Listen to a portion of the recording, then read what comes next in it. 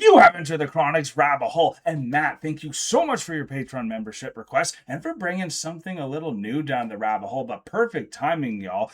What it really means to be an ultra. And this is in glory of the World Cup happening right now. And why I say glory is Canada is still in it. We just saw the craziest match with the Netherlands actually losing in penalties, so we're against Morocco in the next round, which is getting us hype and wanting to be ultra ourselves. So I can't wait to see what it really means to be ultra, because I don't know exactly what that means. It could mean anything. We'll see. There might be some pyros though, according to the thumbnail.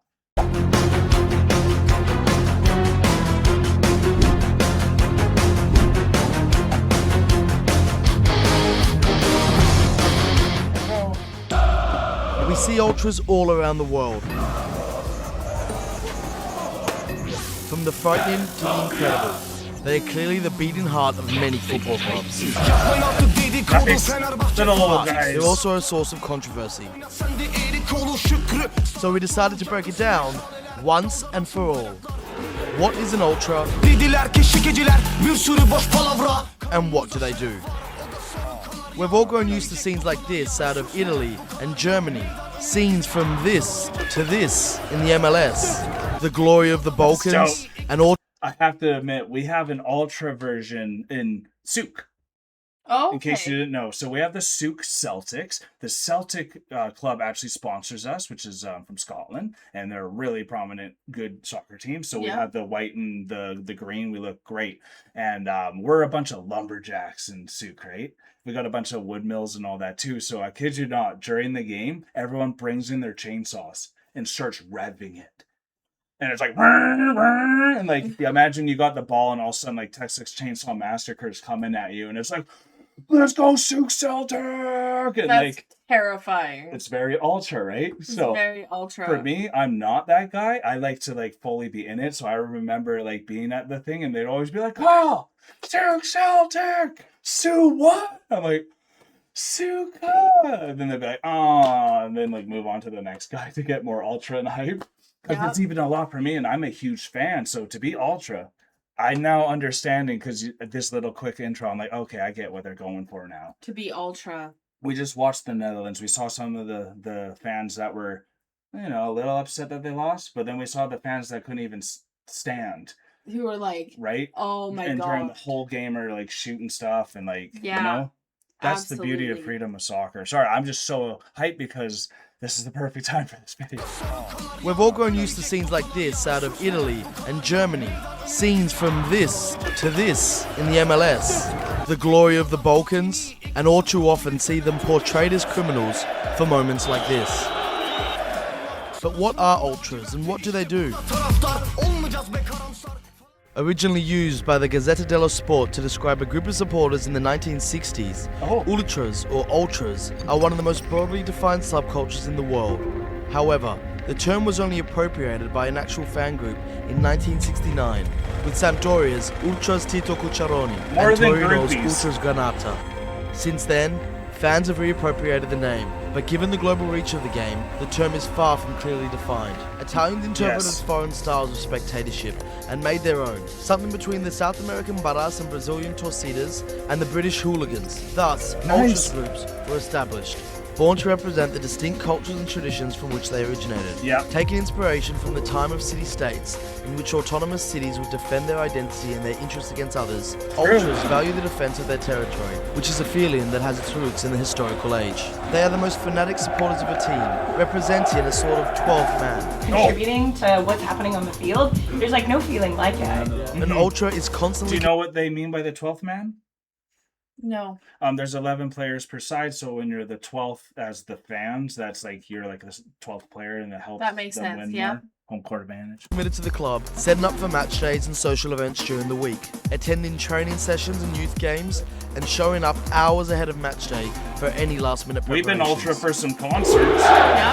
Away matches are especially important. It's where one proves their true commitment to the group. We played in Bremen and there were 20,000 people coming to that game and 16,000 from St. Pauli. And the opportunity to show off your pride in another territory.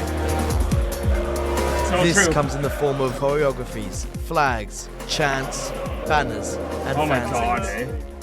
The strongest expression of Wow. these rituals are usually reserved for anniversaries of the clubs, legendary players, the fan groups themselves, derbies, rivalry games, and finally, big cup matches. Ultras have always been characterised by their rebellious nature. Unlike the British, who support largely rides on reacting to what's happening on the pitch, Ultras make their own show, beyond the result. Eddig nagyon nagy munka van mögötte, akár egy hónappal előtte nekiállunk. Ezt a klub nem finanszírozás, saját terünkből alkotjuk meg mindig, saját szabadidő és anyagi tekintetben is. Drums, flares, Crazy. megaphones, smoke bombs, the opportunity to freely express a collective idea. Which is great because as an ultra, you probably would prefer that you're funneling into them, Yeah. right? Instead The of them unity of funneling devotion into all you. contribute to this atmosphere. Whenever possible, Ultras will march through a city in a corteo, making sure their presence is well known. The group mentality is essential to being an Ultra. Rivalry and friendship are the most confusing and turbulent parts of Ultras culture. Yep. Of course, there are derbies between two teams of the same city or town, but the motivation behind friendships and distances between these relationships can be truly remarkable. Despite being rivals, Genoa and Sampdoria both have a friendship with Boca Juniors for their connection of immigrants established in the club. Crvena Zvezda's Delier, Olympiacos Gate 7, and Spartak Moscow's Fratria have a connection based on being the dominant team from three Orthodox nations. Just as Ultras took inspiration from political protest, the actions of Ultra groups have been influenced by political ideologies ranging from avowed nationalists to anti-fascists. For example, Celtic's Green Brigade, who forge international links and friendships with other anti-fascist ultra groups across Europe on political grounds, as can be seen with their friendship with German side St. Pauli. While on the contrary, Lazio's Irriducibili consider Livorno and Atalanta among their biggest rivals due to their political stance. Lazio's ultras consider themselves to be far-right, while Livorno and Atalanta fans are left-wing. In recent decades, the culture has become a focal point for the movement against the commercialization of sports and football in particular. Big TV contracts have left stadiums empty. I think because of that, that's why there's so much more racism in football. You know what I mean? Look how But much there's a more lot of national pride is political- and political Yeah. forces are being pushed in here. That makes sense. Ticket prices are on the rise, and players seem to live in a different reality, where loyalty is lost and the chance of signing for a higher wage bill wins over the chance of acquiring legendary status amongst a group of fans. To ultras, football at the highest level often feels like a sanitized product, built more for those in the main stand and in commercial suites than for the most devoted fans behind the goal. Fair. Simultaneously, authorities continue to innovate new forms of repression against fans. Jusson Magyarországon egy stadionban, legalábbis itt a Fradinál, kell egy személyigazolvány, egy szurkolói kártya, ami tartalmazza a születési dátumot, az embernek az édesanyja nevét, e-mail címét, a címét, illetve a tenyérlenyomatát. Bans on And your pyro, palm megaphones and print. drums, bans on standing room and away travel have had little to no impact of instances on stadium violence. Today, maneuvering the minefield of stadium laws has become a nightmare. These laws have been introduced under the guise of reducing instances of violence at football, but have largely had the adverse effect of killing the atmosphere at many grounds. The fringe elements of these groups, who seek out physical confrontation, continue to operate, as security forces hopelessly seek to curb it through football-specific legislation. This has left fans feeling criminalised, suspicious that states and corresponding football federations would rather see them banished from the game. Whatever your club or political affiliation, the breadth of ultras culture around the world is a testament to this beautiful game. At times, this passion can escalate into violence, but this is not an ultras problem, but a societal one. An ultras group's existence revolves around intense, coordinated support for their team through vibrant displays during matches, making noise on the terraces, and highlighting, publicising, and furthering issues affecting their local territory and in solidarity with other supporter communities. In Egypt, the ultras of Al Ahly and Zamalek have largely been credited for their pivotal role in the uprising of the Egyptian revolution. These are just a small number of the incredible initiatives regularly organised by nearly every That's ultras power. group in the world. That is Like all power. groups, ultras are hard to stereotype and even harder to define. But one thing is for sure, they are not all criminals, and when it comes to football, they remind us of a purer game. One in which you go chainsaw. out and support your team regardless of the names on the back of the shirt, turning friends into family and being proud of where you come from. That's just it. Yeah. Be proud where you came from. And honestly, without these ultras, think about this, honey. Right now, the World Cup's in the North America. Yeah. How many countries have to come to North America? All of them. other than 2 of them or 3 of them, I guess. Yeah. So like, out of the 50 or however many had to start this off. So without that, could you imagine watching the game today? It'd be boring. There'd be no. So if it was just Canadians and North Americans there, We're not very ultra. I hate to say it. no, but no, we're- like what we are right now, like we hella are. Yeah. What I'm trying to say is, the game that we just watched was the Netherlands and Morocco. That's Yeah. That's no North Americans. That's but no North American. how many Netherlands flew over and how many Moroccans came over to fill that stadium? Right, you're right, because that stadium was full. That's what I'm saying. That's so right. without the ultras, you can't even have a successful World Cup. You're right. You can't have these moments because happen. like the Canadians aren't going to spend thousands of dollars to go watch a team that isn't their team. And maybe they will, but not maybe not they to will, fill but it not up. to fill the stadium. And I'm not even saying any of this to bash Canadians Yeah. or North American at all. So I'm more just trying to say, because we have ultras. That's why I even started with Souk. Absolutely. I think sports is something that always has had passion, and people that just aren't in sports didn't realize that. Yeah. And like so that's what's really intriguing, hopefully, for you to see, is how much actual passion Absolutely. there actually is, and how It really far made it's me gone think down. about like music groups as well, because Yeah, like exactly. if you look at like Taylor Swift and BTS with making friendship bracelets and freebies, we went to SB19 and 18 had banded They together had their to own stuff to create- give to fans. for fans, Yeah. and had even created a chant and this and that. Weren't sponsored by and SB19. weren't sponsored by SB19 or I anything totally like with you that. there. So like Right? that was what it was making me think of, because that's what I can relate mostly to. It is like the music groups that have gone ultra with their fans. Just think of right? us. We love Epica.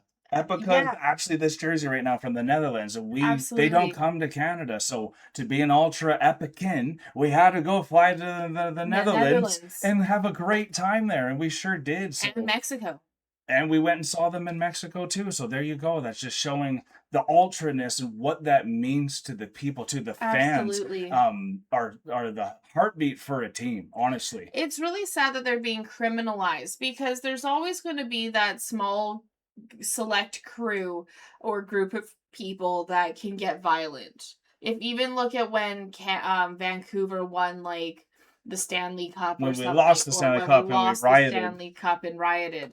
Like fans can It's a get human's ultra choice. in a negative way, but you shouldn't criminalize all fans though, because of the select few. Of course, like I remember going to a concert where we couldn't bring our flag in. Yeah. And I was like, why? It's like, I thought they want to see the representation because the band did. They're like, why is there not more flags, right? But that was the rule of the venue. And things have changed, right? So Yeah. we got to keep the ultras alive, especially when the World Cup's going Absolutely. this hard too. People that aren't into sports and football or soccer, whatever you call it, from where you are, I think you're understanding the passion more because you've been watching some games with me, Absolutely. especially on this road trip. And now getting to see what ultra means makes me really want to go see a Sault Celtic game in my hometown. So Absolutely. hopefully you guys had a good time with us. We actually have some more football reactions coming down the rabbit hole, so definitely stay tuned. This was what it really means to be an ultra. If you're an ultra for any team, let us know in the comments below. If you had a good time, hit the like button and subscribe if you are not a Chronican yet. If you want to be like Matt and bring anything down the rabbit hole, music, soccer, religion, politics, we'll do it all. We don't care because we're ultra for everything too. We want to go all in for all of you, but we are now exiting the rabbit hole, folks. Thank you so much, everyone, for being here with us. This was fantastic. I can't wait to see what else is going to be coming down the rabbit hole. And Matt, thank you again for your request. Peace and love, everyone. God bless y'all. Take care and bye for now.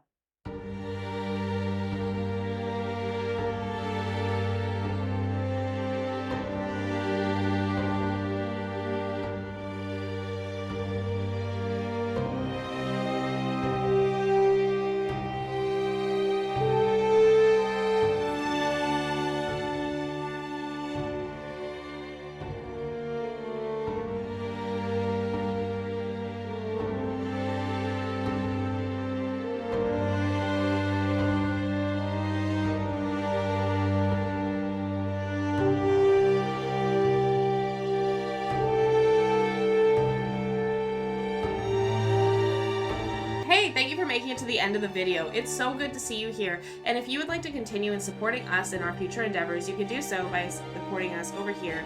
And if you really like this band or artist that you listen to in this video, you can support them right here. And we think you might like this video right here. So remember to click it and continue on your trip down the rabbit hole. Thank you so much, Chronicans. Thank you so much. Peace and love.